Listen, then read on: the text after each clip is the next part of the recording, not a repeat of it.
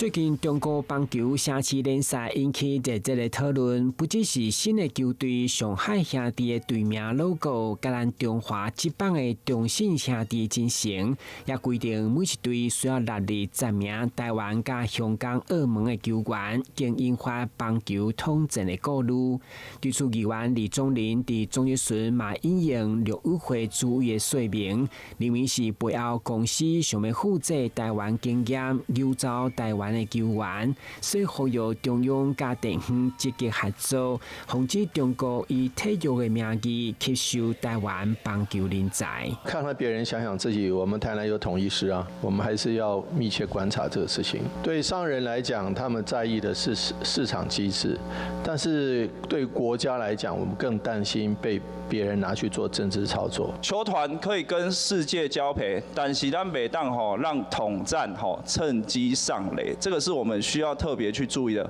不然像我们过去，我们有非常多的农产品啊、产业啊、传产啊，过去之后他们学习完之后，哇，变成是我们本地的产业死翘翘。这20年来的教训，我想已经够了。另外，面对15万粒含有芬普尼的鸡卵流入全台，嘛包括台南的卖场顶通路，议员李宗麟表示，伫中央紧急要求落价停卖以后，嘛进一步了解目前卫生局清灾状况，民众如何体会。对此，卫生局长回应，第一时间就来将产品有风险落价。马东部启动大卖场的清查，防止有问题鸡卵流入市面。台南新闻管制杨顺怀采访报道。